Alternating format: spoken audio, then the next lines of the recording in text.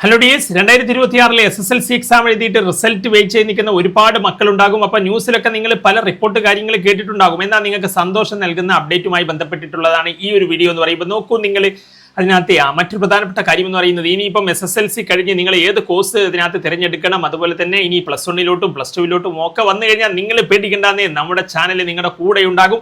അപ്പോൾ അതുകൊണ്ട് നിങ്ങളെ കട്ടൊക്കെ സപ്പോർട്ട് ചെയ്തിട്ട് നമ്മളുണ്ടാകും. അപ്പോൾ നിങ്ങൾ ഇതിനകത്ത് സബ്സ്ക്രിപ്ഷൻ, ലൈക്ക്, കമൻറ്റ് നിങ്ങളുടെ ചങ്കിലോട്ടൊക്കെ ഷെയർ ചെയ്യുക. അപ്പം നിങ്ങളുടെ സപ്പോർട്ട് മറക്കരുത്.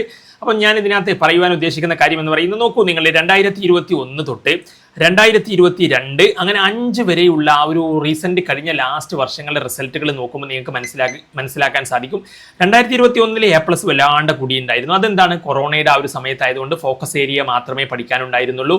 ഒരുപാട് പോർഷൻസ് അതിനകത്ത് പഠിക്കാനുണ്ടായിരുന്നില്ല. മാത്രമല്ല എക്സാം കാര്യങ്ങൾ എളുപ്പമായിരുന്നു. അങ്ങനെ വന്നതാണ് ഈ ഒരു ഇത്രയും അധികം A+. പക്ഷെ പിന്നീട് എപ്പോഴും അതിനകത്ത് നിങ്ങൾക്ക് കാണാൻ സാധിക്കും ആ ഒരു റേഞ്ചിൽ തന്നെയാണ് A+ നിൽക്കുന്നത്. പിന്നെ 2022 44,000 പിന്നെ കൂടി 68,000, പിന്നെ വീണ്ടും കൂടി 71,000, പിന്നെ വീണ്ടും 61,000 വന്നു. അപ്പോൾ അല്ലാണ്ട് നിങ്ങളിപ്പം അതിനകത്ത് വാല്യുവേഷൻ സ്ട്രിക്റ്റ് ആണോ ലിബറൽ ആണോ എന്നതനുസരിച്ച് ഒന്നും A+ലൊന്നും വലിയ മാറ്റം വരാൻ സാധ്യതയില്ല എന്ന് നിങ്ങൾ മനസ്സിലാക്കുക. കാരണം എന്താണ്, അത് ഒരു സ്കീമുണ്ട്. ഓരോ ക്വസ്റ്റ്യനും നിങ്ങൾ അതിനകത്ത് സ്റ്റെപ്പിന് വരെ മാർക്ക് കാര്യങ്ങളുണ്ട്.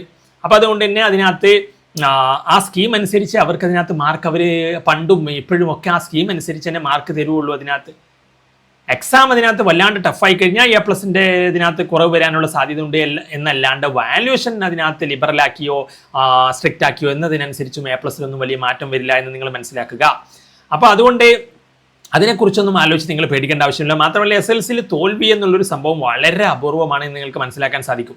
എഴുതിയ 99.47 പാസ് പെർസെൻറ്റേജാണ് 2021. പിന്നെ 22 99.26, 99.70, 99.69, അങ്ങനെ അത്രയും ഹൈ പാസ് പെർസെൻറ്റേജ്.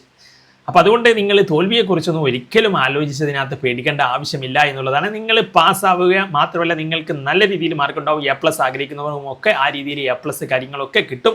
അപ്പോൾ നിങ്ങൾ അതിനകത്ത് പാസ് മാർക്കൊക്കെ നിങ്ങൾ റിസൾട്ടൊക്കെ വന്ന് നല്ല രീതിയിൽ പാസ്സായി നിങ്ങൾ ക്ലാസ് 11th 12th +1 +2 വരുമ്പോൾ നമ്മൾ നിങ്ങളെ കൂടെ ഉണ്ടാകും. നമ്മുടെ ചാനലിൽ അതിനകത്ത് അതുമായി ബന്ധപ്പെട്ട നിങ്ങളെ +1 അലോട്ട്മെൻറ്റുമായും അതുപോലെ തന്നെ നിങ്ങൾ ഇനിയിപ്പം സയൻസ് സബ്ജക്റ്റുകളാണെങ്കിൽ ചാപ്റ്റർ വൈസ് വീഡിയോസ് കാര്യങ്ങളൊക്കെ നമ്മുടെ ചാനലിൽ വരും. അപ്പോൾ നിങ്ങൾ ഇപ്പം തന്നെ സബ്സ്ക്രൈബ് ചെയ്ത് ബെല്ലൈക്കൻ എനേബിൾ ആക്കി വെച്ചോളൂ. നിങ്ങളുടെ ചങ്കുകളിലോട്ടൊക്കെ ഷെയർ ചെയ്തോളൂ. അപ്പോൾ നിങ്ങളുടെ സപ്പോർട്ടാണ് എല്ലാം. അപ്പോൾ ലൈക്ക്, കമൻറ്റ്, ഷെയർ, സബ്സ്ക്രിപ്ഷൻ ആയിപ്പോകും, ഒന്നും മറക്കരുത്.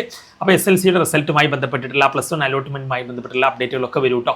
അപ്പോൾ that's all. Thanks for watching.